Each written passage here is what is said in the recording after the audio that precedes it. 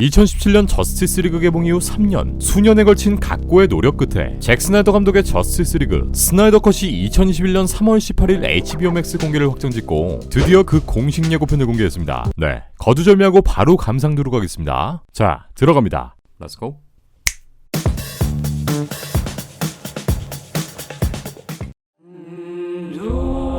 예고편은 고통스러워하는 슈퍼맨의 모습으로 시작됩니다. 이 장면은 2016년 배대슈, 빌런인 둠스데이에게 가슴이 뚫려 사망하는 슈퍼맨의 모습이죠. 네, 첫 장면부터 확실히 스나이더 감독의 연출 느낌이 물씬 풍깁니다.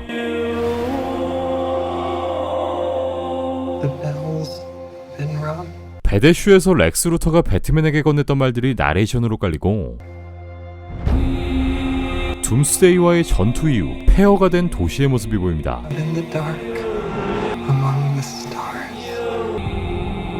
다음 장면은 아마존의 섬 데미스키러 절벽 끝에 있는 히폴리타의 모습이 보이고요.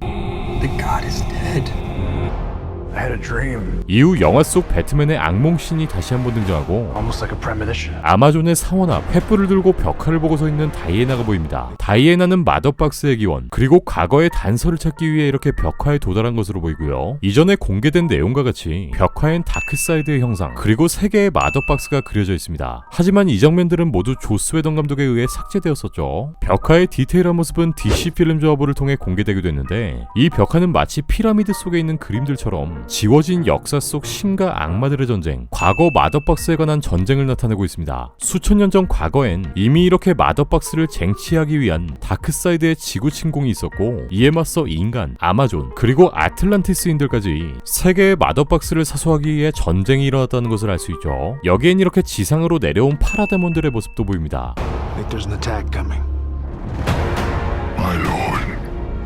다음 장면은 다크사이드의 고향 아포칼립스의 모습이 보이고요. 수천의 군대를 이끌고 있는 다크사이드는 이렇게 두 눈에 쌍심지를 키고 서 있고, 그의 양옆엔 이렇게 두 인물이 보이는데 바로 원작 코믹스의 데사드, 그리고 그레니 구니스의 모습이 보입니다. 스나이더 감독은 배로를 통해 그레니 구니스의 등장을 확인했고, 이 인물이 007의 배우 주디 덴치인가요? 라고 묻는 팬의 질문에 그러면 좋겠지만 아니다라고 말했는데요. 그레니 구니스는 원작 코믹스 슈퍼맨 앤 뉴가즈의 메인 빌런으로 다크사이드의 호위병들인 피메일 퓨리지를 통솔하는 대가리이기도 합니다. 원작에선 다크사이드의 똥꼬가 헐도로 엄청나게 아부를 떠는 인물이기도 하고요. 자기 부하들은 오히려 학대하는 악인의 모습을 보여주기도 하는데, 이번 스나이더 컷에 이렇게 등장을 알리며 그 모습을 드러냈습니다. 한편 다크사이드의 왼편에 위치한 데사드 또한 다크사이드의 충실한 부하 중 한 명으로 아포칼립스의 대표적인 책사이자 과학자, 아니 그보단 DC 캐릭터 중 최악의 사디스트이기도 한데요. 그러니까 고문을 잘하기로는 이미 정평이나 있는 아주 악랄한 고문관 캐릭터이기도 합니다. 이번 작품에선 다크사이드의 오른팔을 맡고 있는 것으로 보이고요. 여기서 헐벗고 있는 스테판 울프는 곧 다크사이드의 지령을 받게 되고 마더박스 탈출을 위해 지구 침공을 감행할 것으로 보이죠. 네, 아마존들이 위치한 데미스키라부터 도장 깨기를 하고 있는 스테판 울프의 모습이 보이고, 아쿠아맨에게 도움을 요청하러 온 브루스 웨인의 모습 또한 보입니다. 이후 스테판 울프에 대항하는 저스티스 리그 멤버들의 모습. How do you know your team's strong enough?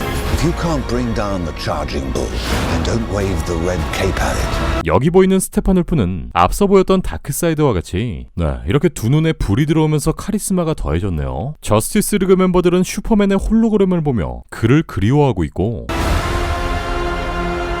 슈퍼맨의 죽음을 애도하는 도시의 모습 또한 보입니다. 본격적으로 지구 침공을 시작한 다크사이드, 여기엔 이렇게 슈퍼맨의 양아버지인 조나단 켄트의 사진이 떨어지고, 그 뒤로는 맨 오브 스틸에 등장했던 조나단 켄트의 나레이션이 깔립니다. You were sent here for a reason. And even if it takes you the rest of your life, find out what that reason is. 지금까지 추가되었던 장면들이 메인 예고편 곳곳에 등장합니다. 저스티스 리그 멤버들의 전투씬은 이렇게 스나이더 감독의 다크한 미학이 입혀지게 되었고요. 티저 영상에 공개되었던 블랙 슈트를 입은 슈퍼맨이 이렇게 다시금 부활하는 장면이 등장합니다.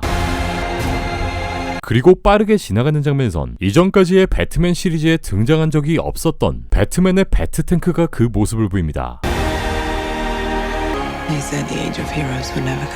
다크사이드 군대와 맞서는 아마존, 파라데몬들을 날려버리는 아틀란티스 왕, 스테판 울프에 맞서는 저스티스 리그 멤버들의 장면에 이어 다시 한번 블랙 슈트를 입고 눈에서 레이저를 뿜는 슈퍼맨의 족간지를 보여줍니다.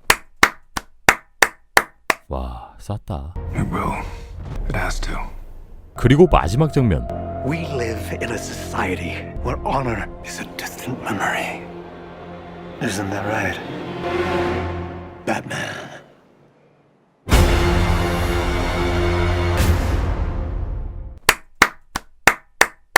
경찰 복장을 한 긴 머리의 한 남자. 네, 우리가 기다리던 자레드 레토의 조커가 브루스 웨인의 나이트메어, 악몽에 처음으로 등장합니다. 와... 스나이더 감독은 이 장면의 조커를 크리스마스 선물 유령과도 같은 존재라고 언급했는데, 수어사이드 스쿼드에서 추격전 씬을 통해 한 차례 조우했던 조커와 배트맨이 이렇게 스나이더 컷을 통해 다시 한번 마주하니 와, 진짜 기분이 묘하네요. 네, 이렇게 새롭게 공개된 스나이더 컷의 오피셜 예고편은 끝이 납니다. 이번 스나이더 컷은 후반 작업, 특수효과, 음악 및 ADR 등이 추가되었고 헨리 카벨을 제외한 나머지 배우들의 추가 촬영이 진행되었습니다. 네, 여기에 다시 부활한 조커 역의 자레드 레토, 메라 역의 앰버 허드까지 합류하게 되었고요. 잭 스나이더 감독은 직접 영화 속에 웃음기가 거의 없다라고 언급하기도 했는데, 대신 영화 속에 욕설을 대거 투입하며 결국 최종 R등급을 받게 됩니다.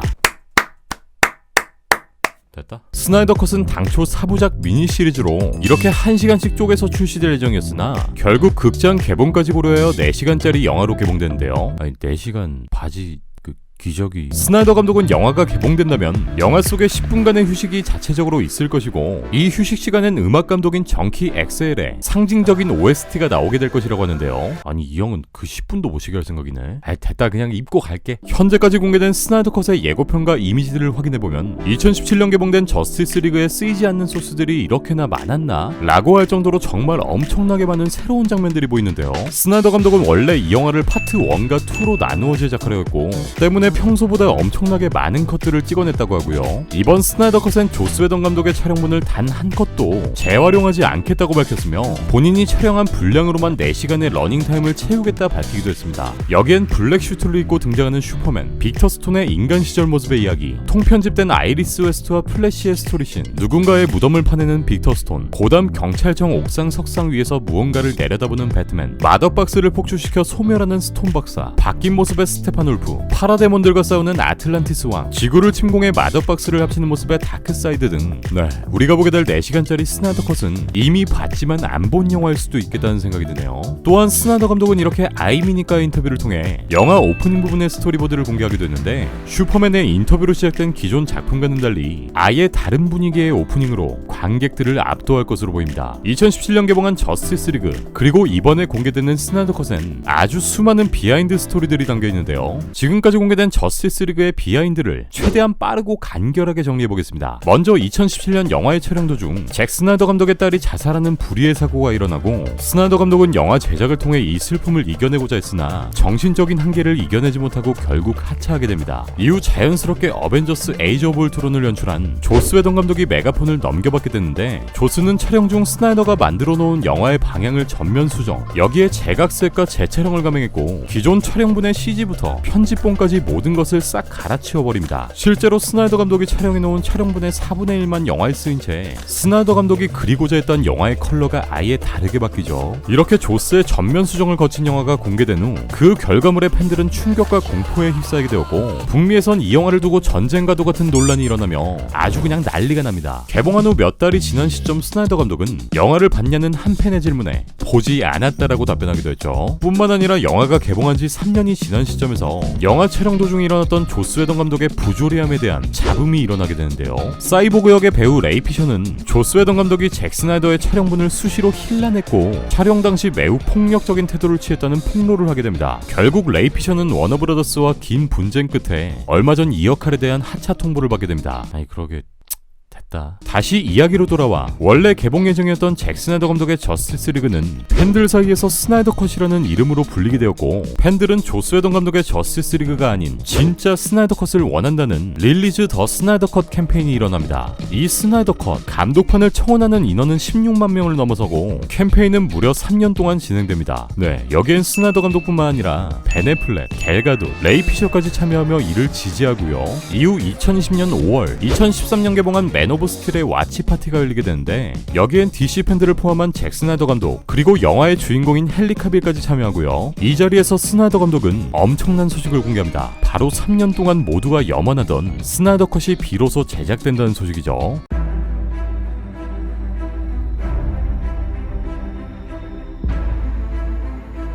Here we go. 3, 2, 1, play. Hey guys, thought I might crash your little watch party. I have a question that is the mother of all our questions as a fandom. When will you release the Snyder Cut? There it is. Yes. There it is. It's a hard question. I don't know. What do you think, Henry? I reckon you should show it. We're doing it. So get ready. Oh my god!